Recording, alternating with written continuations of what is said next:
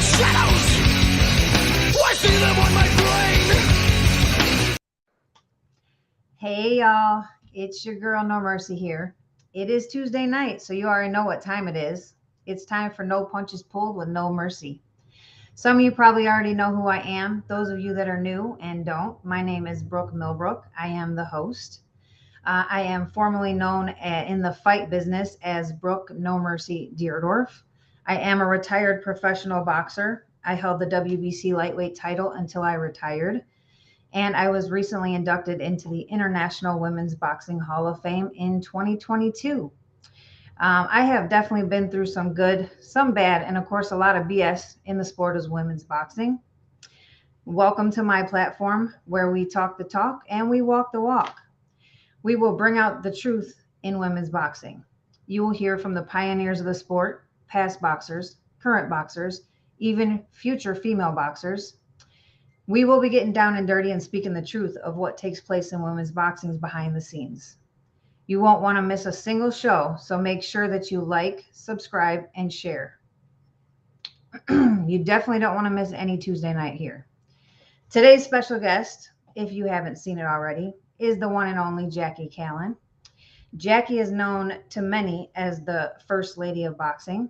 She was the very first and still considered by many as the most successful female manager in the history of boxing. She was a journalist turned boxing manager. Her inspiring life story led to a movie about her life called Against the Ropes, starring Meg Ryan, Omar Epps, and many other famous actors still well known today. She has also worked as a consultant for Mark Burnett's reality TV series called The Contender. Let's also not forget she's a notable author of Hit Me With Your Best Shot and Between the Ropes. She is a well-known public speaker also. Please help me welcome to the show my friend Jackie Kallen. Jackie, Hi. How are you, dear? I'm wonderful. Our paths cross again, girl.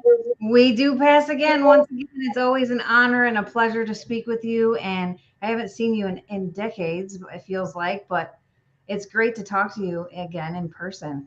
Hasn't been that long. Well, not that long, but I mean, to me, it feels like ages ago. It was probably 2007 or something like that, wasn't it? Yes, like 2007, I want to say. Yeah, but I mean, it's been a minute. It's been a minute. Have you? Well, you look the same. I look the same. Yeah, I hope I look the same. I hope I'm aging well. You're aging beautiful. That's all we can hope for. Yes, exactly. I got a few gray hairs we cover up, but that's okay. We all do. It's all part of the aging process. Oh, yeah. But it's better to be here and be aging than not be here at all. I'm fine with that. I am fine with that. So first, I don't know that anybody has ever really asked you this, but I do want to take it back to the beginning of Jackie Kallen. Can you just walk us through briefly, like your childhood upbringing, like what made Jackie Jackie? Well, I was a pretty average kid, people that everybody starts out as whatever they end up. And I certainly didn't. I was one of those kids that wanted to do everything. I wanted to sing and dance, play sports, but I was pretty bad at all of it. So it took me a while to find my groove. I was about 9 or 10, and my mom put me in a creative writing class. And I found my calling. I could write. So I became a journalist. I wrote for my school paper. I wrote for local weekly papers. Anybody that would take one of my articles, I would be happy to write for them. And I started winning writing awards and winning different contests that I entered. So I realized that was my thing. I was a journalist. I was a writer. I was actually a photojournalist because I started taking pictures along the way with my articles. And back in that time, it was unusual to see somebody my running backstage and interviewing the Beatles, the Rolling Stones, and all these iconic people. But I was very persistent, and I like to think I was professional for my age, so I was able to gain access. And I built a beautiful portfolio of articles. And then when I was 19, I moved to New York City with this portfolio of articles and landed a job there. So journalism was where I was headed. Boxing wasn't even a blip on my radar. Right. I wanted to be Barbara Walters. That was my goal, to be, a journalist and hopefully end up on TV. And the best laid plans, get pushed aside when something else comes along. And boxing was the thing that kind of came along. Yes, yes. So yeah, started out Rolling Stones, Frank Sinatra, Elvis Presley, so many more amazing, amazing people. So you definitely started off young very well. Um, I think it was in 1977, I think was when you received the assignment to interview the great Thomas Hitman Hearns, right? It was actually 78. He turned pro the end of 77. And I got sent in 78 to do an article on this young 4-round fighter here in Detroit. And I had been an entertainment writer, like you mentioned. I interviewed celebrities, actors, singers, a lot of different, a variety of athletes, the superstars of the various sports, the Michael Jordans and the Magic Johnsons, people like that. And politicians, I interviewed presidents, vice presidents, people like that. They were short on sports writers in the mid 70s, and they recruited me to go down to the Tigers game, Detroit Tigers, and interview a young pitcher. And that led me to find sports as another topic that I really enjoyed about. And then in 78, they said, well, there's a young, skinny, tall kid coming out of Detroit. He's knocking everyone out. He's very impressive. I'm going to send you down there to do an article. And I went, boxing, that's so brutal. I don't know. I don't know if I'm going to want to go. But I took a girlfriend and we went down there. And that was it. I fell in love with the sport. I never thought I would, but there was something really poetic about the movements. And I was so taken by the dichotomy of personalities, how soft spoken, quiet men like Tommy Hearns could get in those ropes and become this crazed man looking to kill his opponent, then come back out of the ropes afterwards and be so soft spoken. I went, how do you do that? Where is that switch that goes on and off? So I started writing about other boxers as well, and working with Jerry Cooney and other fighters doing PR. And that was it. It was just a one way, never turn back. Yeah, absolutely. I mean, it was so amazing that you worked with him from the very beginning, and got to watch him become 5-time world champion and like grow. 7-time world champion, Seven, Hall of seven. Famer. And Yeah, Brooke, from the very beginning, you could just see his greatness. He was just, I mean, an amazing boxer, puncher. And to be on that journey from the first Leonard fight, the Hagler fight, which was an amazing 3 rounds of boxing, the yeah, second Leonard fight, that knockout of Duran, his knockout of Pepino Cuevas in 1980, which is when he won the title initially. And to be a part of that era in the 80s when the best fought the best. best. We don't really have that right now, Yes. but it was the golden era of boxing, and I was just so honored to be there for it, to be a part of it, to witness it, and to learn the sport from somebody as knowledgeable as Emmanuel Stewart, who was an incredible, unbelievable trainer. Yes. And he taught me everything: how to work corners, how to stop cuts, how to pick the right opponents for your fighter at the right time. He was an amazing mentor. And so that was my college education, if you would, in boxing. Yes. And I had the greatest professor Of of all all time. I mean, times. the man of the hour, the man that knows absolutely everything there is to He know. was You incredible. couldn't have had a better teacher, that's for sure. No. Michael Orr, I'm reading the comments over here, is chiming in. Thank you, Michael. I'm glad you're looking forward to today's show. And yes, Jackie is a true pioneer in the female boxing. He's very excited to Thank hear you. your story. Very Yes. sweet. Thank you. Yes, Michael was the one that popped in with us briefly before we went live. Very sweet. Um, Well, I when I got into the sport initially, there were no other women. I had no one I could really talk to or ask about certain situations. Like, what happens when you go in the locker room and they pull their towels off? Or what happens when somebody comes on to you Or what happens when you're told that if you want your fighter to have a spot on a card, you have to do something that isn't in your even imagination to do. Right. So I didn't really have anybody. I just had to kind of find my way through the sport. Yes. And I did. And I still love it. And here we are, going on 45 years later. I was this young girl in her early 30s when I started. Now I'm a senior citizen going on 77 and still loving what I Still doing do. it. Still doing it. Still doing it I strong. love it. Hmm. Um, so after Tommy Hearns is when you kind of switch things up, and did you automatically know you wanted to become a manager, or how did that come about and you decide that, you know what, let me No, try my hand at doing this?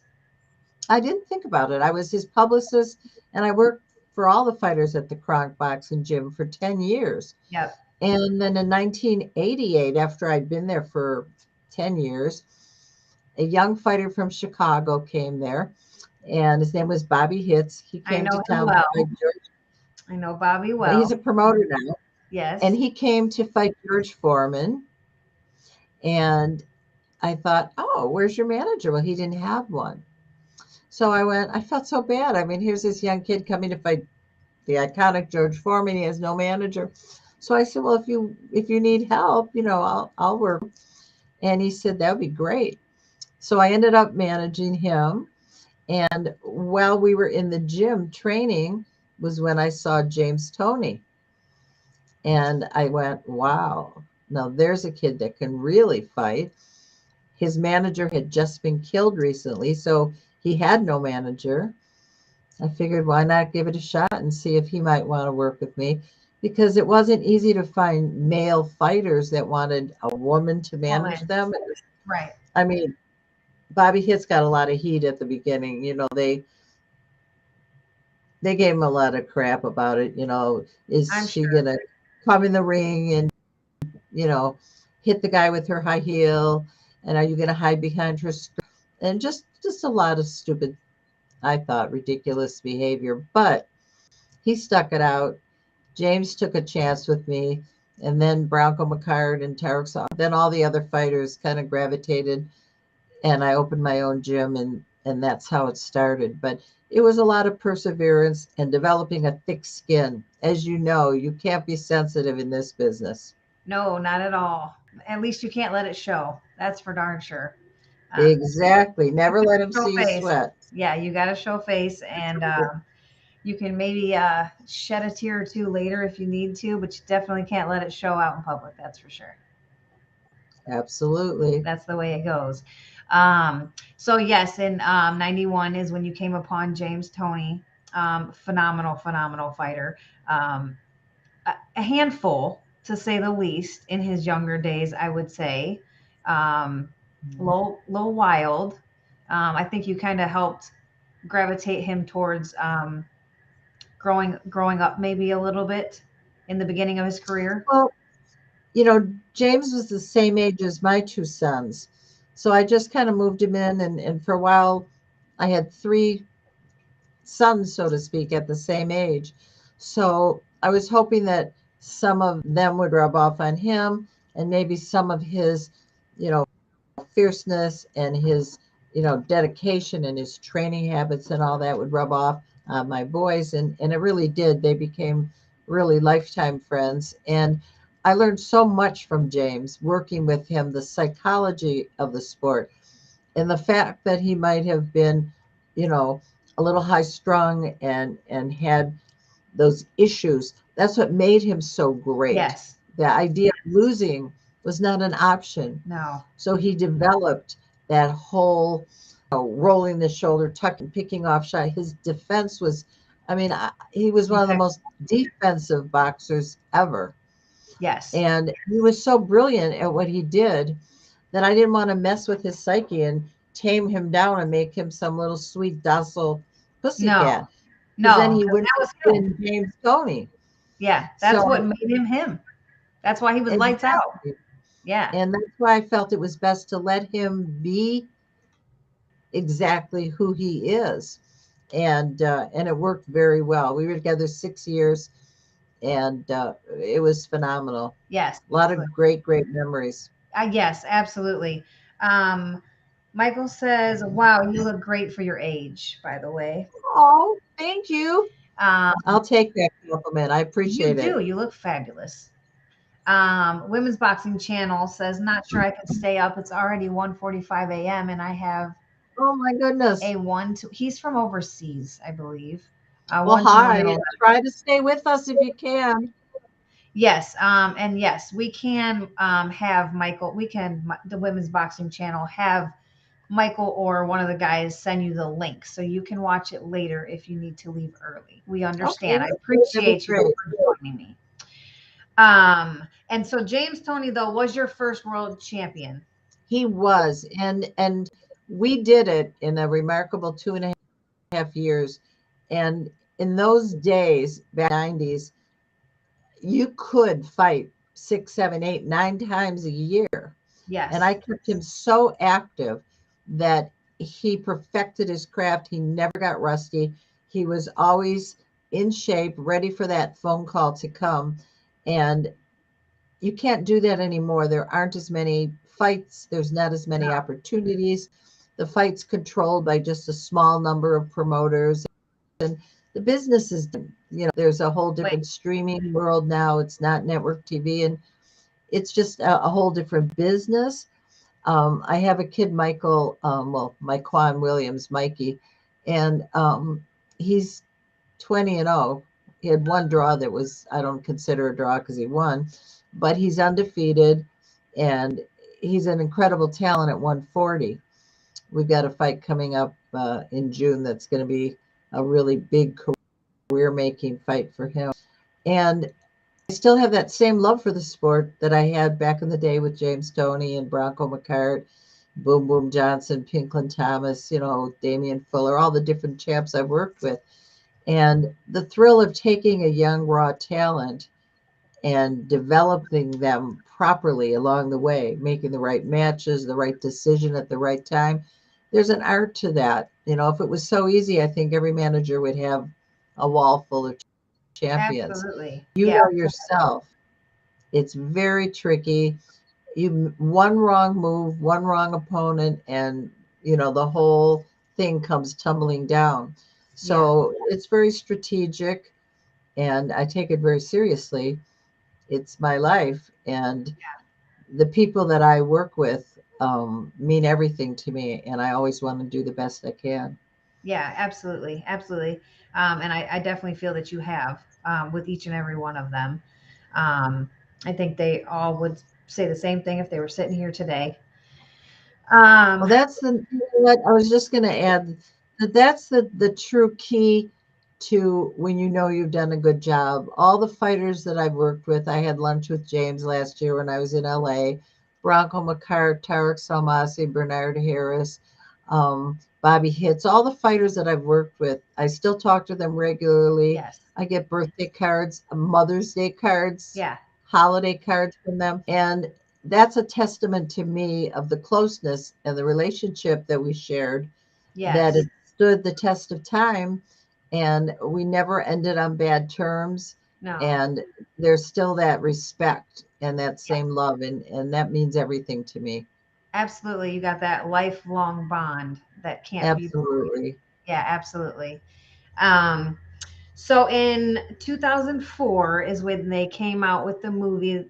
It was supposed to be about your life against the ropes, which I've watched many times, over and over again, just because any boxing movie that comes out, female related, I got to watch it. So I can't tell you how many times I've watched it. But from watching the movie, they did switch it up a little bit. A It definitely lot. wasn't. It definitely wasn't a true testament. I'm sure there were some parts that were pretty, or was there any parts that were accurate to the movie?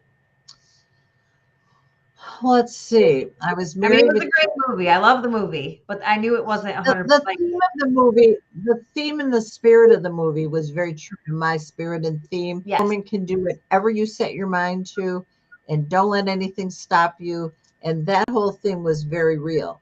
yes, Um, in reality, I was married with 2 children. In the movie, I was single with no children. In yeah, reality, I'm from Detroit. In the movie, I was from Cleveland. I mean, they changed a lot. Hollywood does that. They buy your story as it is, and then they twist it and turn it, and it comes out all different. But I think the theme of it basically, just a fish out of water, a person that ventured into an area that was very foreign for them, but they were able to succeed and conquer that world. And I think that's motivational to anybody to Yeah. get out there and try what you want to do. Don't let anyone tell you that you can't do it, because that's their opinion. And you can't listen to those outside voices. They'll get you down every time. Listen Yeah. to yourself. So I just listened to my own voice, which said, you can do it. Just keep going. Take a look at each opponent, make up your mind. I did the same thing with the girls. I worked with Janine Garside and Bridget Riley and Yvonne Trevino. And the girls that I've worked with have all meant the world to me. I've worked with Daisy Lang and Mia St. John and all these women. And every one of them has been so dedicated and so loyal, Yeah. and has trained, as I don't have to tell you, you've been there. Yeah. The women train just as hard as the men. They fight just as hard as the men, and they go down just as hard as the men. So I just admire the women that get in the ring so much, because there's a very big variety of styles with the girls, much more than for the guys. Absolutely. Absolutely. There is. I know we crossed paths when I fought Janine, and I always wanted to work with you. I never did have a manager or a promoter. It was just me and my husband. After I left Sam Colonna, it was just me and him, and we just kind of did our own thing because we just wanted to venture on a different path than where my career was going. And I think it was actually the Jean Garside fight that actually where we kind of split ties. Because I wanted to take the fight, and if I remember right, I don't know that they wanted me to take the fight yet. I was only 4-0 at the You were time. 4 and I think she was probably no by then. Like 8-0 or something like that at the time. Um, It was a but difficult fight too, because I remember Janine had trouble getting across the border. We had a whole lot of trouble yeah, getting her from Canada into the States for that fight. yeah, I think I briefly have talked about that on my first episode. That was a mess. That fight was a total mess. With her not, she wasn't at the weigh-in, and because there were so many problems with her getting across, I remember that. And then I was like, well, we need to see her weigh in, and I don't know if she ever weighed in, but she definitely didn't look like she looked way bigger than me. That's all I know. And they said she weighed in, but you know how, and then you know how the promoters are, and then he had me running everywhere trying to do a pregnancy test the day of, and I'm just like, look, like you should have had all this stuff organized. Like this is a total disaster. And then Yeah, that was chaotic. it was chaos. And then my parents are in my ear, like just call off the fight. Like we didn't like there was just so much like BS going on before the fight. Um, and I'm like, no, like everybody drove here and bought tickets, and my whole family's here, and they're not usually here. Like, no, we're doing this. Like, we're doing this. So, I mean, it is what it is. But then there was the controversy with I mean, everybody I think in boxing knows, and I talked about this briefly, and I hold no grudges towards you at all because it wasn't you whatsoever. I love you to death. But everybody knows that if you hit somebody when they're down, it's automatic disqualification in boxing. You're 100% right. And she hit me over 10 times. I've watched the video. Over 10 times she hit me while I was down and kneed me with the brace, which cut my eye. So that fight is the one fight that gets under my skin still to this day. I believe that. I don't think if that would have Unresolved happened, business. yeah, I think it would have been a whole different fight had that not happened at that time, because it got in my head, because I was automatically like, that's automatic disqualification. He didn't even take a point. He didn't even take a point from her. Who was the referee? Was it Frank Garza? Do you remember? I think it was Frank Garza, I believe. And it just got in my head. And when I came back out, I mean, I still came back strong, and I heard her several times. I would hope today she would say still that I was one of her toughest opponents. Because that was a brawl fight. I mean, we went back and forth, toe to toe. Boy, all it 6 was. rounds. Yeah. You know what? You came there to fight. There was did. no doubt about that one. You 100%. came to fight. I did. Um, and then we were supposed to have the rematch, and we never did get that rematch. I know that would have been so great. Yeah, I would have loved to have seen that. I know. And Well, I did fight that with the commission, or I tried, but they would never respond because I just wanted it overturned to a draw or no contest, just because it should have been a disqualification. I mean, Roy yeah, Jones lost his I don't belt know. with one punch. I don't know how the Michigan Commission handles things like that. Yeah, it I've was. never had that issue. I had an issue with a fighter like that in Atlantic City, and I Yeah, fought it, and they yeah. overturned it because I just made them See, sit and it down was just and me and watch Chris. the tape with me. I Yeah, said, watch this tape. And Larry Hazard was the commissioner then. And he said, you're right. I see it now. And they overturned it for me. But that's pretty rare. yeah. Commissions they stand by their They do. officials. They do. Um, but I mean, it's so funny because my husband even, I laugh about it today now because it's been so long ago now that but he made like a flip thing with the photos. You know how when you flip the books like real fast and it goes through like, and you can see what's happening. Right. Yeah. So we had photos like, because they were snapping photos and you can literally watch every punch as it goes back and forth. And then of course I have the video of it. And it was over 10 punches while I was down. So That's I mean, I said nothing against you whatsoever, and nothing. I mean, I don't take. I still think Janine is an amazing woman and fighter, and it is what it is. But that's the one that really bugs me. That's I the don't blame you. And if you talk to Tommy Hearns, he would tell you that the Marvin Hagler fight is the one that always bugs There's him. always one. You know, There's always one. there's that one and the one that you never got to have a Never got rematch to. with. No, we never got to settle the score on that one. Because yeah, we had the rematch in the paperwork, and it just never manifested. But I always did want to work with you. I always did want to have you. I wish we had, Yeah. because you certainly have what it takes, and you did. Now, of course, being a mom, and your life has turned in other directions. I know. What do you think of women's boxing today? I'd love to ask you, as a former fighter, are you happier that you fought in the era you fought in, or do you wish you were right now?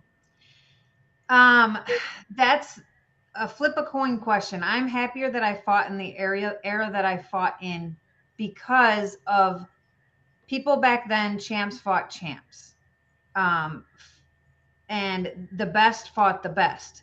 I fought Correct. anywhere from 122 all the way to 135, where I held my title.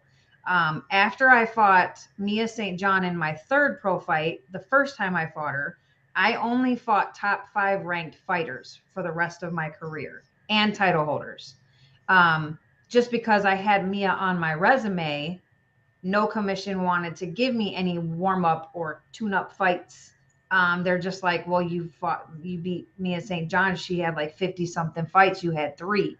Like, you have to up the competition. I went straight from brand new to I'm in the top ranks. So every fight that I fought after Mia St. John the first time was dog fights. Like, they were the best of the best that you could have in every weight class that I fought in. They were all ranked top 5, and every one of them was defending a belt in their hometowns. I was a road dog. I never fought at home. I was But from the that's Chicago. something to be so proud of. Yeah. The fact that you didn't avoid anybody, No. you didn't dodge anybody, you just said, bring it Bring it on. on. Let's And go. Sign the paper. that kind of spirit, you Yeah. don't see that anymore. No, you don't. Which is I think the I only. can tell you. Yeah, and I think that's the only reason I got inducted into the Hall of Fame, which was a huge surprise to me last year, was just because of who I fought, where I fought Mhm. them, the level of competition. I have some losses on my record aside from Janine, but I didn't lose all those fights. They were decisions in their hometowns, and they were title defenses. You know how that Believe goes. It's me, boxing. I know how that is. So it is what it is. But I'm honored that I made a legacy for myself, and I'm known, and I made the Hall of Fame. You can't get any bigger than that, I don't You think. sure can. And Now, it's well deserved, I because appreciate that. there's fighters who have good records, but they fought nobody. Yes. And so we all know that a record does not define a fighter. No, it doesn't. It's the quality of their opposition that defines the fighter. Exactly. And that makes you a real champ in my book, Exactly. because you fought anybody anytime I did. and against all the odds. You were always kind of the B side and the underdog. Yeah. Oh, And takes a whole lot of guts to do it that. does. So props. Definitely. It definitely does. Now talking about today's fighters, I think there are some really good fighters. I definitely think women's boxing has grown tremendously since I fought. They're making leaps and bounds and they're growing in the right direction. Um, I think my thing that I feel like with today's fighters, like I know in my era and the eras before me, we all paid tribute to prior fighters. Like I always talked about who I looked up to, who were my idols, different fighters that like I had watched from the past, and about them like paving the way for like me, to be able to where I was. I And feel like a lot of sure, I'm sure some of those were like Lucia yeah, Reichert, Christy Martin. yes, Christy I Martin, mean, Lucia Reichert, Chevelle Hallbeck, you know, right. all Those of were the girls. Laura Ramsey. There's so many oh of my them. Bridget God, on and Riley. on and on. Yvonne, Right. Those um, today's fighters don't give the same it- respect, I that's don't think, yes, to their predecessors. yes, that's exactly how I feel. And that's what I've said from day one when I started the podcast. I would like to open their eyes. That's why, like, this show, I made it like about the behind the scenes stuff that we've all dealt with. So far, I can't say so far, this is like my seventh episode. Everybody that's been on the show has shared with me at least one or two really like dirty BS stuff that they've had to deal with in women's boxing to get it to where it is today. Mm-hmm. Now it's getting better, and I'm not saying the girls of today don't have to deal with some crap and BS. I'm sure they do, but it's not like it was when we were going through it. Um, we didn't get the televised fights. We didn't get the money. Now I've been asked multiple times by lots of people would I come out of retirement, and there is a lot of people coming out of retirement that are my age that were fighting in my era. Now, I've been very tempted because, like, we didn't get to fight for undisputed. Like, there was no undisputed belt. Like, we didn't even have the opportunities to do that in my time. They're all doing it now. Well, look at And Elisa Baumgartner, Katie Taylor Saranda, all those girls. There is an upswing now. yes, Obviously, Clarissa Shields, but there's an upswing in female fighting that I wish was there when you were fighting, so you could reap yes, some of the benefits of these big paydays and these yes, big fights, because it is a different animal today. it I'm is. involved. I'm involved with a company called Striking Beauties Boxing Gyms for Women, and I'm so excited about it because they're gyms. There's two of them already, and we're opening three corporate-owned gyms this year. I believe Detroit and possibly Austin, Texas, and Los Angeles, and then we're going to franchise them out in different cities. And they're boxing gyms run by women for women, Nice. and That's women what are we need. and women are going to have a place to go and train. That's their place. They can feel comfortable. We're going to have good trainers. We're going to have experienced former champions that we've been That's mentioning awesome. involved in the training program and in making these places very unique and very specific to women. Because when you go as a woman to train at a male gym, you know what you go through, you know what it's like, Yeah. and we want a comfortable place for women, even if you're training just to stay in shape, Yeah. even if you're a young girl fighting amateur. You're going to be Exactly. among peers, you're going to be among people that share your passion, and I think they're going to be absolutely amazing. We hope to have quite a few of them in the next 2 to 3 years. That's actually phenomenal. I've talked with Natalie Brown on the Sugar Show. We were talking about like what does boxing need today? Like what change does it need today? And we both simultaneously said the same answer. We need more women, trainers, managers, promoters, gyms. Mhm. We both feel like women needs its own league, separate from the men's league, like men can have their own boxing show and women should have their own boxing show, and it should be split. Women's, all men's. I think that would make a huge difference. Um, Well, they tried that. Back in the late 90s, I was the commissioner for the IFBA. okay. And we had all women shows. Yes. And then I worked for a group called A Ring of Their Own. Yeah. And that was the series of fights Yes, that was A Ring of Their all Own. women. Yes. Arnie Rosenthal. Yes. And so I've been involved with female boxing now for 25 years, and different companies and different aspects of the sport. And I think maybe now coming into its own, and possibly now with their own gyms and with the right trainers, with the TV and right now streaming opportunities for Yeah. women to be seen. I think that, and of course now with women in the Olympics, Yeah. it's changing, Yeah, isn't we it? didn't have any of that. I'm like, I talk to my husband about it all the time, and I'm like, here's the problem with it. I would be happy to get myself back in shape. It would take a lot to get back in fight shape, but I could do it. I'm determined.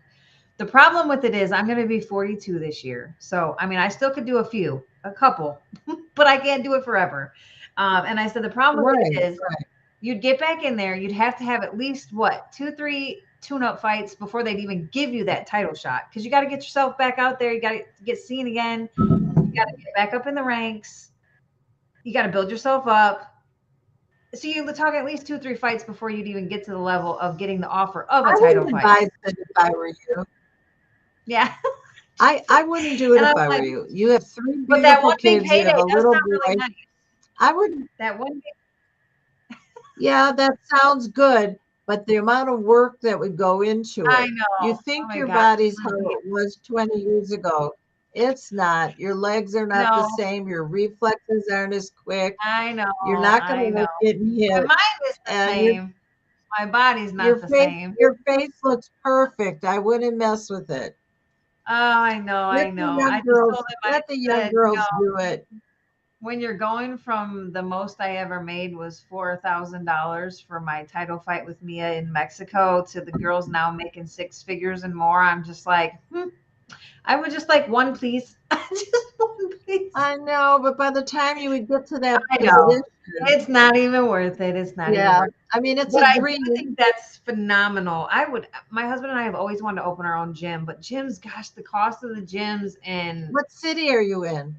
well, I'm from Illinois originally, but we're just outside of Nashville in Tennessee. We're about 30 minutes from Nashville now. Well, we'll just have to open up one of our striking beauty In gyms Nashville. in Nashville. Yeah, because there's no gyms. I've looked since we moved here. I haven't found We one should real do gym. one there and have you guys run it. That would be nice. We need to talk off air. Yes, we'll talk about that. That would be wonderful. Yeah, because there is no real. I've not yet found like one. I think I found one that's like a real hardcore gym. I haven't visited it yet. We've only been here about 6 months. I haven't visited it yet, but the price is very high to go there, and I don't want to. I've never paid. To be honest with you, it's funny, but I've never in my life paid for a gym membership to a boxing gym. Well, when you're a professional fighter, it's kind of like your office. Going to your office, you pay to go to your office. I mean, so then when I'm like, they're like, it's $100 and something, and I'm like, but I'm a Hall of Fame boxer. Like, can I just bring my belt? Like, I'll maybe do some signings or something. I don't know. We can work something out. Yes, whatever. I hear you. Well, we'll talk. We'll talk about that. Awesome. But in the meantime, I'm really curious of the new crop of women fighters. Yeah. Who's your favorite, or whose style do you think is really on the money? Oh, that's such a tough one. I do like. I was a real big fan of Baumgartner's. I like her style. I was a little disappointed with the last fight when she ran out of gas after throwing one flurry of punches. That disappointed me, especially at the level of the fight that it was. I still think she's a phenomenal fighter, and I still think she's going to go far. She is. She trains here in Detroit, where I am. She trains at Tony Harrison's gym. Okay. And I had a chance to watch her spar Yeah. for this I mean, fight. I think I was just so disappointed. I was like, how did she get, like, it was like the second or third round and she got tanked after one flurry and then was tanked for the rest of the fight. And I'm like, how is that possible with this level of fight and competition that she ran out of gas? But I mean, I think she said She's she a started her beautiful cycle. girl. Yeah, beautiful. So I Beautiful like girl, her. good fighter. Another one that not so many people are fans of, but I absolutely love her style is Ebony Bridges. I love her style. I'm not, I mean, like I told everybody, I don't judge anybody, and she's making money where she can make money. Personally, I wouldn't That's take the risk right. to do it. Don't judge. No, That's a I don't good judge. thing. Don't judge. She Do you like make money Clarissa where you can Shields? make money, and What's if it your pays, opinion, Clarissa? yeah, if it pays the bills, it pays the bills. She's not doing anything wrong, Clarissa, so I don't judge her. answer. Clarissa Shields, give me an answer. What do you think? I think Clarissa Shields is a great fighter. I've always said this. The one thing that and I'm not going to say that she won't go down as one of the greatest of all time female fighters. I think that she will go down as one of the greatest of all times. I don't feel like that I know Muhammad Ali did it, but that was a whole different thing. I don't feel like, I think someone should give you that title. If you're a king and, you got princes and all the, and you're going to war and you're a knight, they have to knight you. Like, you have to earn that title and that name. So I don't really think that it's appropriate, so much so that she gives herself that name and somebody else, that she didn't earn that by the public and the fans. But I take nothing away from her. I think she is a great fighter. I don't think she's had tough enough oppositions yet, which is not her fault. It's just not there. Good point. That's a real good point. Yeah. Because you see some of these girls that get out there and they have to fight. Yeah. They have to get in there and they have to And they fight have and to fight dig. hard like you did. Yes. You didn't have any gimme fights. Nobody No. put you up against an No. easy win. No, not at all. But I mean, she's fought in multiple weight classes. She's fought the best ones there are in the weight classes, so you can't take that away from her. She's fighting the best ones there are. There's just no good opponents for her right now. And there hasn't been since she started. That's another problem with women's boxing. The farm system isn't thick enough. It isn't full enough. We don't have another group of girls coming every couple years that are equal to the ones we already have. Exactly. So we run out of people to fight. Yes. Yeah. And I think, that's why she's moved weight classes. I think her toughest opponent was, oh Lord, the girl that came up in weight, Gabriel, the one that dropped her. Yeah, I can't think of her last name either. Hannah Gabriels, I think, maybe.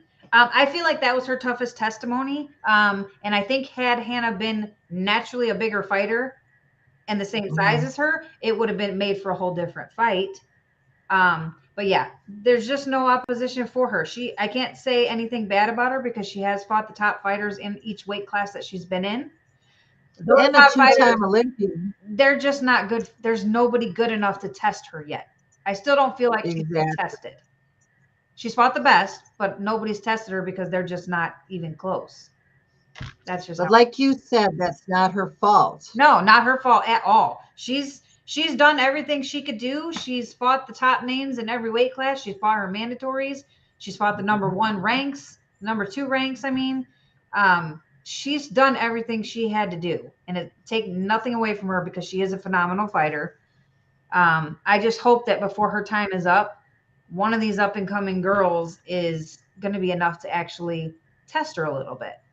And then we can see what she's really made of, because she hasn't shown us everything she has. She hasn't had to. I have another question for you. I know this is kind of a back and forth situation. You're supposed to be interviewing me. But how do you feel about the 2-minute versus 3-minute round situation? Are you satisfied that women fight 2, or do you feel like they should fight 3-minute rounds? I think that the day that they pay us equal to the men, we should fight 3-minute rounds. That's a good point. So you see it as a financial thing. The equity should be financially equitable as well as the amount of time in the ring. Yes. I mean, I think every female fighter that I personally know, and I know lots of them, all train 3-minute rounds. We all train 3-minute rounds with them. And I used to train 3 minutes with 30 seconds in between, not a minute. So we could all do it. We could all fight the 3-minute rounds if we prepared for the 3-minute rounds. The problem is, like, especially back when I was fighting, I mean, like I just said, the most I ever made was $4,000, and I was in Mexico for almost 2 weeks. So really, I made $0 because I'd take we off work 2 weeks. So let's just put that out there. But I'm Yeah, now it was. today, and I had to work. I mean, we worked and we're moms, and we didn't get to train full time. So imagine if we trained full time back then, how much better we would have been. I mean, I trained 2 hours a night. So imagine if we had to train, Yeah, if we got the two, three it's times a week. definitely. Yeah, we would have been a whole It's. different monsters back then if we could have all I was just worked going to trained. say that to you. Yeah, It's kind of scary to think how you would have been if I could have if you trained like them. done it. Exactly. Yeah. Wow. No, I didn't. I trained 2 hours a night, like five days a week. And at that time I had my oldest daughter that is 19 now, and literally went to work from 9 to 5, got off work, picked her up with the husband. We went to the gym. We're there for 2-3 hours, and we went home. And she was at the gym. I mean, that's just what we did. And 3, 4, 5 days a week. And that's the training that I had. But like I've always told people, if we would have had those 2-3 day workouts a day and literally could just train and have a nutritionist come in and have like the massages and like the go for like your body's like all the stuff we would have been, every one of us would have been whole different animals back then. It would have been like off the charts with fights. They would have been phenomenal. I mean, they already were, but I think every one of us ran out of gas at some point in time because we didn't have proper training that we needed. But that's just what we did because we loved it. But yeah, with the 3-minute things, I think every one of us could do it. I think every one of us wants to do it. The only reason that I would have never signed to fight a 3-minute round was because we're still not equal to the men. We're much closer than we were, but we're still not close. I mean, the belt that I have, the WBC, the men make millions and millions of dollars for. I mean, I made $4K. I know the women of today are making at least 6 figures, but it's still not close to the $1 million mark. So I would never do it just simply for the fact that I would want to be compensated equal as a boxing athlete in order for me to give you that extra minute per round. I mean, that's a lot, and we're already getting screwed. I mean, we can't take much more. So I would never do it. I mean, what's your opinion of Layla Ali? What did you think about her when she was fighting? Layla Ali, I thought she was a great fighter. And I think that the same scenario as with the Clarissa Shields. She did fight a lot of the best fighters out there. She did not fight all of the best fighters out there. I always wanted to see her fight Ann Wolf. Wonderful girl, wonderful fighter. Yes, both of them. Great people. I've talked to Ann Wolf multiple. I've never met her in person, but I've talked to her on social media multiple times. She's a doll. What a Yes. wonderful girl. So I think that she did her due diligence in the sport. She definitely helped grow the sport just because of her name and who her father was. So regardless, I take nothing away from her because she helped us grow just with her name. But I do wish that I would have saw her fight some of the other fighters that we didn't get to see. I think there was her, and I don't think she ever fought. Tish Robinson was really good back in the day when Ali was fighting. I don't think they ever crossed paths either.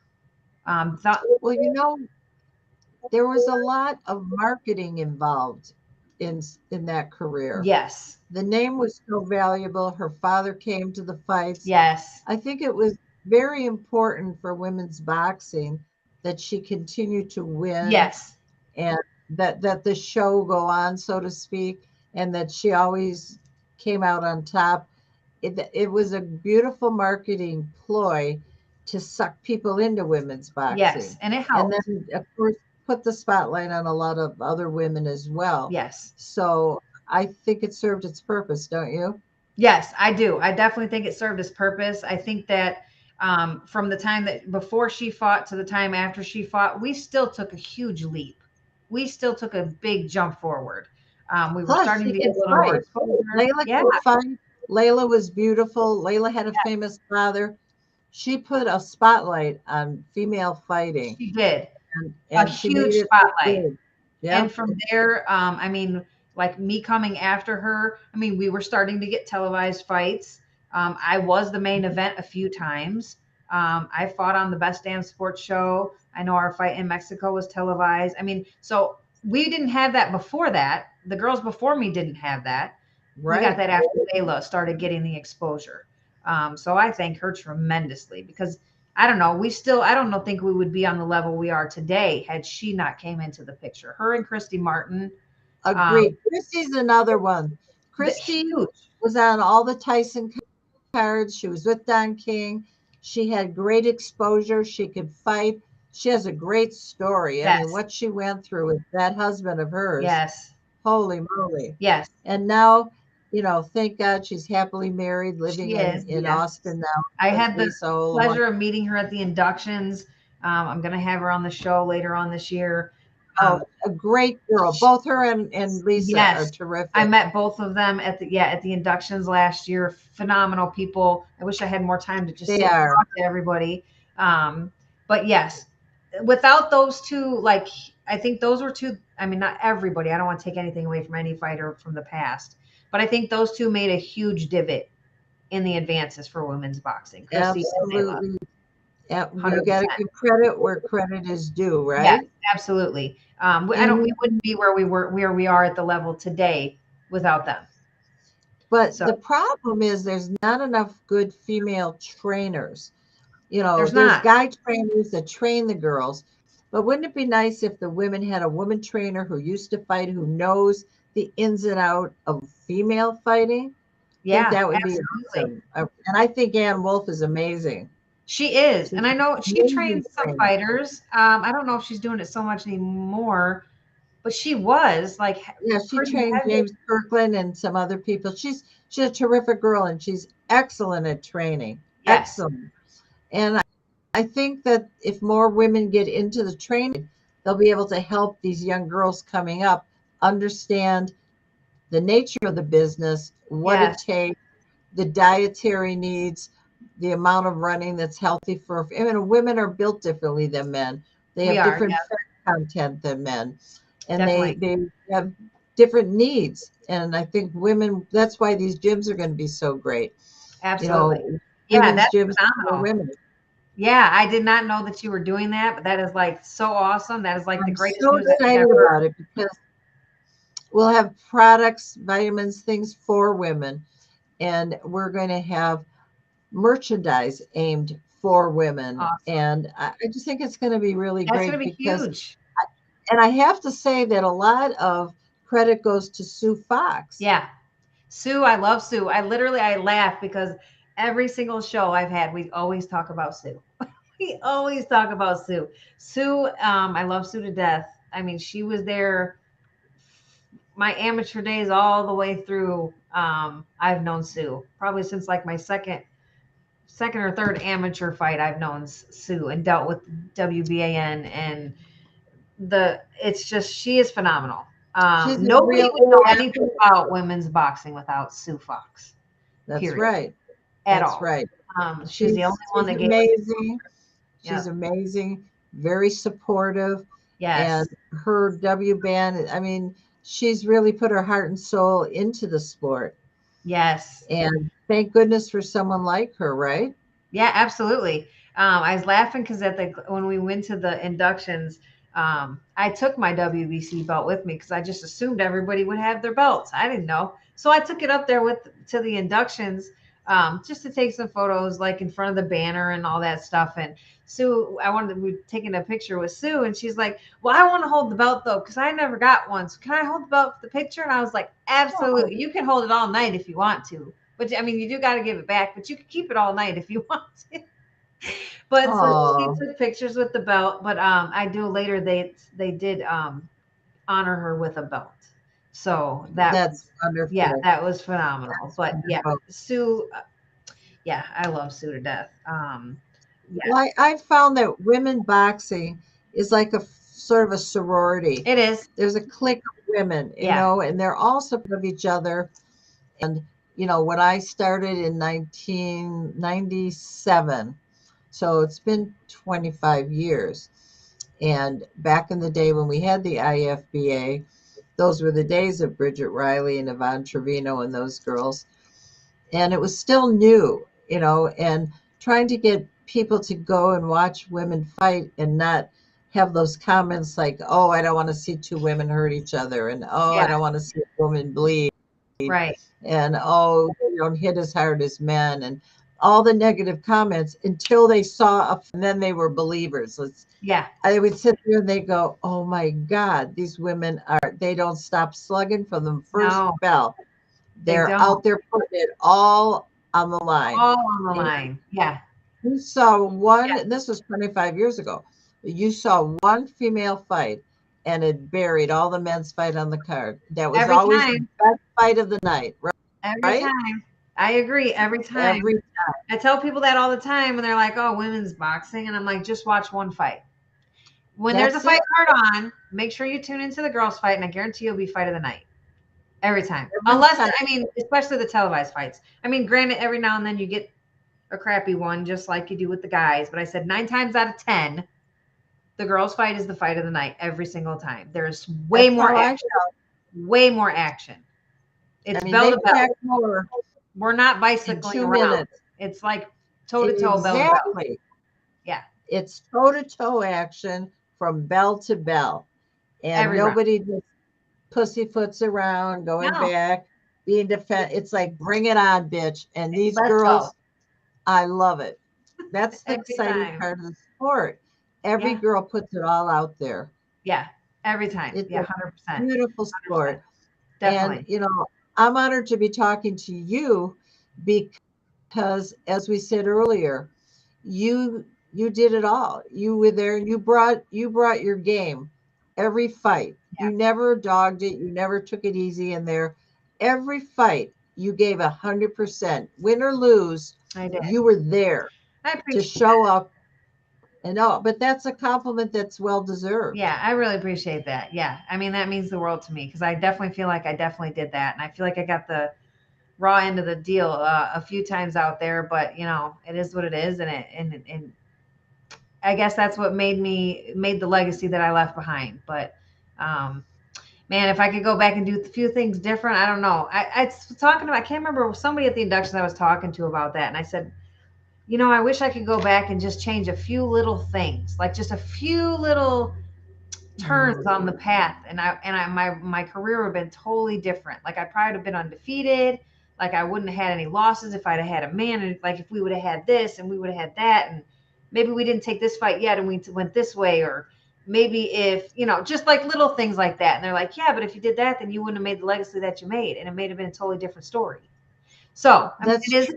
We are all where we are Yeah, because of everything we've been through, all of our combined experiences. yeah, I mean, I look at my whole career and my life, and I wouldn't have changed anything. I yeah. don't have any regrets No, because the up times were fabulous, the down times, not so much, but I learned from them yeah, and went on to create more up times.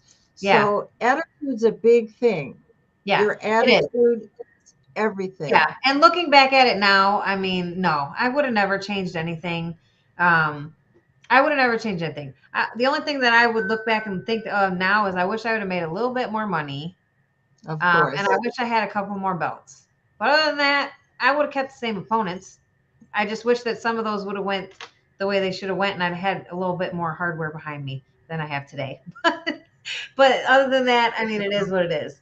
Um, Well, before we have to sign off, I wonder if there's anything else that you want to ask that you didn't ask, or anything you've always wondered about and just never had a chance to ask me about. Well, I still had a bunch of stuff that I was going to ask you, but we kind of ventured off. But Well, that's let's okay. go. Let's keep going for a little longer. Come on, All right. lay it Um, on me. I think I know you did the Contender with Mark Burnett and Yes, them. I've heard that you're doing a Queen of the Ring version. Is that Yes, that is correct. And I'm working with one of the producers from the Contender, and I'm working with a movie producer, Larry Maestrich, who did Sling Blade with Billy Bob Thornton, a lot of really good movies.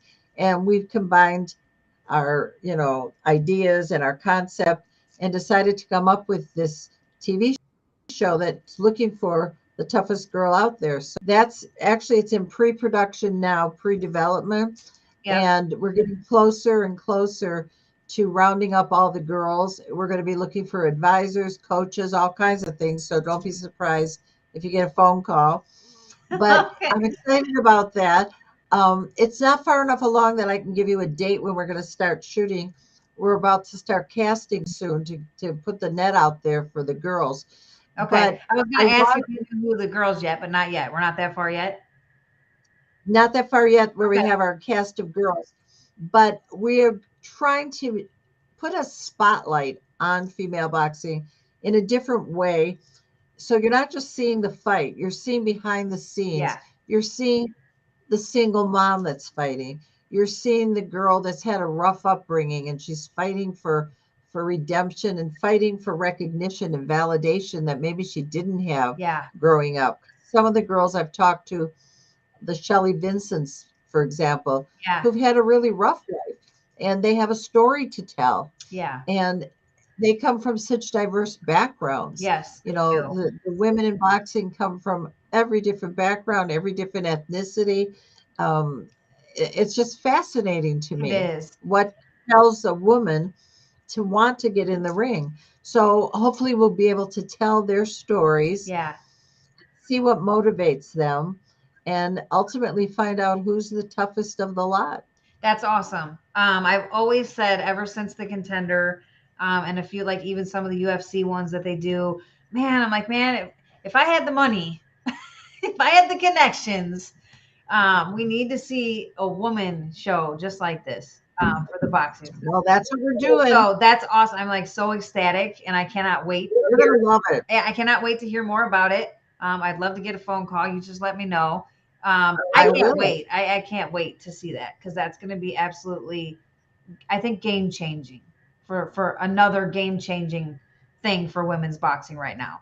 I hope so, because I hope it's a combination of like the Contender and maybe like Real Housewives, because we're going to see these women as women, Yeah. straight women, gay women, a little bit older women, younger women, women of color, and just all different kinds of women who come together because of their love for this sport Yeah. and because they really like beating the crap out of each other. Yeah. And I want to show the passion that these women have and their Yeah. motivation. And I think it's going to be very inspiring. I think so too. I mean, I'm super, super excited. I can't wait for that to come out. I know, and the same thing you said with the past. I mean, I've only done like 5 or 6 shows, but I know I've had Bonnie Man. I had Yvonne Trevino on a couple weeks ago. I love she was her. on the And I show. love Bonnie too. Yes, Bonnie Man. I am going to have Bridget Riley. I think I have her scheduled in a couple months, but I've got so many. I'm scheduled out all the way to October. So we've got a lot of people That's scheduled. great. And all the girls you mentioned Yeah. are all But they girls that all I have a adore. different story. Like I was like so That's right. fascinated just sitting here listening. And it's funny, Bonnie Man and me have very, very similar boxing upbringing stories. But it's just so nice, like, because I know all of these girls and I know their careers.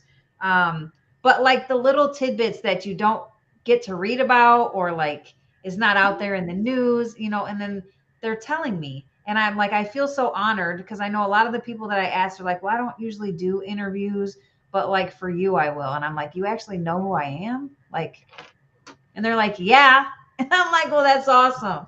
See, that's a compliment to you too, It because is because a lot of them are like, that I don't you normally do this, but I will for you. And I'm like, okay, well, that I'm honored that you would do that for me. Um, so yeah, I mean, it makes me feel all giddy inside and happy that people know me like I know them. I guess we'll just put it that way because I know and there's also a validation to that, it where it is. validates everything you've done, and it shows that respect is there. And It that's is. really what we all want, is to be respected for our accomplishments and even for our failures, because it takes a lot of guts to even get in and try. It Some does. people don't even try, and you have to be in it to win it. So those who stand by the sidelines and criticize everybody else, I don't have much use for them unless you've I been there. don't. No, I used to always it like blows my mind the amount of people that will sit there and say, "Oh, you needed to do this, or you needed to do that, or you should have threw this, or you should have done that," or but, and I'm like, have you ever even like trained boxing or got inside the ring and like sparred one round? Because I know you're not Exactly. a fighter, and they're like, no, and I'm like, then shut up. Because if you hasn't actually got in there and even sparred, for that matter, you can't even say shit to anybody that's out here because you haven't even done it or experienced it. So don't try to tell me what to do. You don't know. You don't It's like Mike says, right? Everybody has a plan till they get hit in the know they face, get hit. And then right? And the whole it's out plan the goes. window. Exactly. So I'm like, until you go do a couple rounds, then come talk to me. Until then, don't even speak to me. Like, I don't even know. I don't even see you. You can talk to my You're hand. right. Um, Exactly. Talk to him. talk to the hand and keep on moving. Um, I do want to throw out there for all the listeners listening. You have wrote some amazing books. I need to get an autographed copy, by the way, so we need to get Of together about that course. too. But the hit me with your best shot and between the ropes. And I Mhm. think you're working on another one. Actually, there's one being written about me. It's an authorized biography that Peter Mann is writing, Against the Odds. And, my first book was really a self-help book. It was more like how to live your life as if it was a boxing match, because the same principles and metaphors apply, because that's what boxing is. It's a microcosm of life in general. Really, you get knocked down, you got to get back up. Yes. You got to watch out for low blows. In life, you get them all the time. You want to get the right people in your corner, and things that apply to boxing also apply to life. Yeah. So I put that into a book, and that was my first book. It was hardcover, and then it went into a paperback. And then after the movie came out, I wrote a book, Between the Ropes, which told the real story of Against the Ropes, but not the Hollywood version, but The but real my real life the real story. version. Yeah. And I sold the books, at all my speaking engagements. And it's out of print now because it's been about 10 years, maybe more. No, about 10 years. Okay. I just love the idea of writing because it was my first gift that I found that I had. I keep Yeah. going back to it because Well, you got to do that forever. You'll be I, writing forever. there's just something about the written word, and I love to express myself, which is why I love motivational speaking, because I get to get up there and address a group, and it's usually a group of women, and they want to hear how to make it in a man's world. They want to talk about self-empowerment. They want to talk about, you know, what it's like to go through a glass ceiling, to go down a path less traveled, Yeah. and, what kinds of things do you put up with when you're dealing in a world that's mostly Yeah. men? Or Exactly. if you're a minority in any way and you're dealing with a group that's different than you, how do you Yeah. deal with that? So Right. I enjoy so much doing my speeches. It's wonderful. I'm going to Denver next month to do a speech there. And I did one not too long ago. I did one on an Indian reservation that was fabulous. It was for an all women's boxing show up Nice. in Minot, North Dakota. Oh, And nice. I loved it. It was just the natives there, the Native Americans were so wonderful and so well versed on boxing, very smart about, they knew the sport very well. They were very welcoming. They took me around the reservation, and Yeah. it was a great experience. And that's really one of the great things about life, is to travel and to meet Yeah. new people and experience new things. That's how you grow. Yeah. Absolutely. Yeah, definitely. Um, so the books, you can't purchase the books anymore. I think they're out of print unless you can get a used copy somewhere. Okay. But I'm working on Gonna have you another one. tell. Okay. I was gonna have you tell I'm people work- where they can buy it, but yeah, I'm working on a fourth book other than the one that was written about me. I'm working on another one myself, but it's kind of dovetailing in with the show. So I'm going to focus on the TV show first And then, and the gym that were, the string of gyms, the Striking Beauties gyms. And then I'll come back to the other book. okay, nice. Well, we got a lot to look forward to, everybody. So much to look forward to. I can't wait. Um, so I guess like the big thing, people probably always want to know, like for you, is obviously being in a all dominant male sport. We've all dealt with some BS and some sexism and discrimination and all that with the males. What would be like one of the worst things that you had to deal with, and how did you deal with it? Well, none of it's really the worst because I let it all roll off of me. I'm a pretty tough girl when it comes to that. Um, I think it's being underestimated. I think women in general are often underestimated. Yeah. You look a certain way, and so you get categorized based on that. If you're attractive, that means you must not be very smart. You're a bimbo. Yeah. And so if you're blonde and Yeah. young, Especially as I say, and especially if you're blonde. it was like you can't possibly know anything. Yeah. So if you're intelligent and you look a certain way, you don't really get the credit. And so it was a little, I won't say difficult, but it was challenging to prove myself that I did know boxing and I did know what I was talking about, and that I wasn't a front for some man. I didn't have a husband or somebody behind me Right. that I was up and out in front. Yeah. That I was the one that was actually making the moves and the decisions. Yeah. Took a little while to get that respect. Now I've been doing it 45 years, so obviously I've proven myself. At the beginning, I had to just have a thick skin, ignore the ignore the innuendos. People used to think Tommy Hearns is my boy. I used to say he's like a brother to me. Tommy and I laugh about it. Sometimes we'll go out to lunch or dinner somewhere, and they'll come up and they'll say, "Oh, Mrs. Hearns, do you mind if I ask him for a picture?" And I go, "Mrs. Hearns isn't here. That's his mother. He doesn't have a Mrs. Hearns." But because we're so close and we're male female, people just assume. Yeah. Yeah. And getting over the assumptions that come with being a woman in a man's took a little bit of patience on my part to understand that people do jump to conclusions. Yes. And because I was with so many different ethnicities, being a woman with an African American man or a Hispanic man or a Muslim man or whatever, I heard all kinds of comments about that as well. Yeah. Which I know how that goes. Yeah. Yeah, of course you do. And it was just so stupid. And I used to, try to come up with clever ways to deal with that. And then I realized that just ignoring it's the best way, because ignorance doesn't deserve a response. No. Sometimes it doesn't. I just didn't, I don't always have I can't always hold myself back. It just automatically shoots out sometimes, but I'm working on it as I'm getting older. I'm trying to get better. You do. You learn that it doesn't get you anywhere. No, it doesn't do anything. It's just, I think my mouth speaks before my mind tells me to just like take a breath. Right. Well, one of the lessons I learned was just ignore just negative people, negative thoughts, negative comments, just go about my business. Yeah. And focus on the positive. Mm-hmm. And I always thought that I was too blessed to be stressed, and that I always had the attitude of gratitude, where I had so much to be grateful for that I focused on that rather than the negativity. Yeah.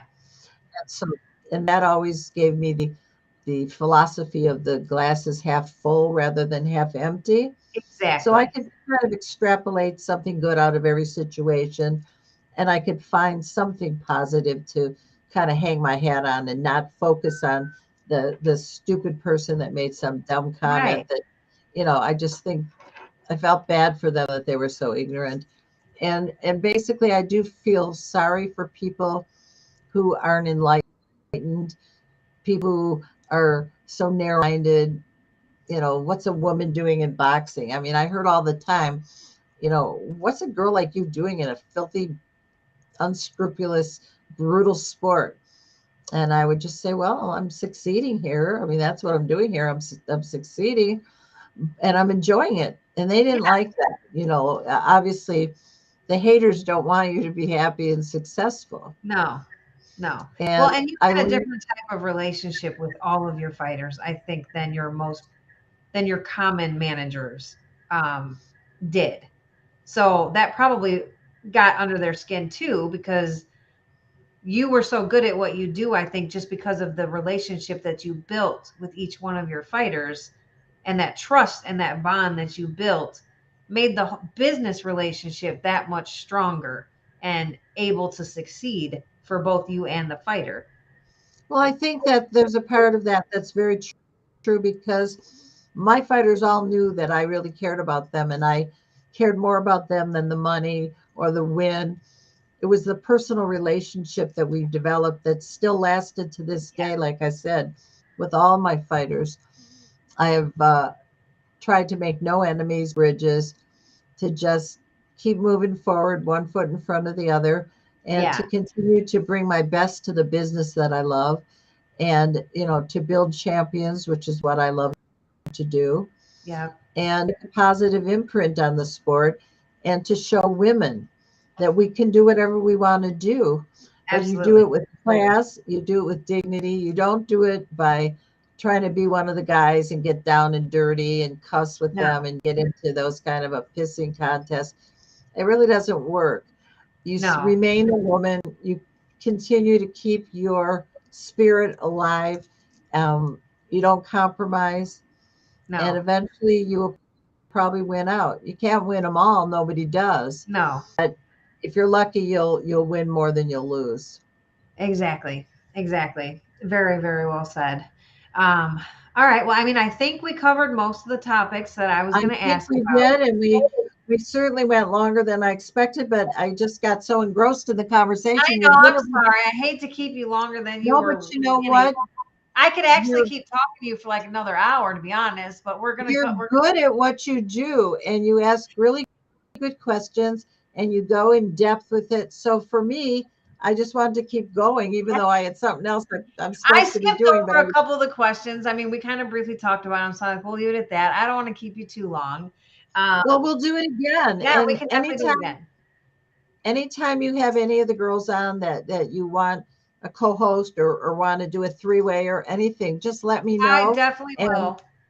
and we'll talk off the air about some other Yeah, projects. we'll talk off air. You can call me. I think you probably got my number still, I would imagine. If not, I'll I get it. do, and you know how to reach me. Yes.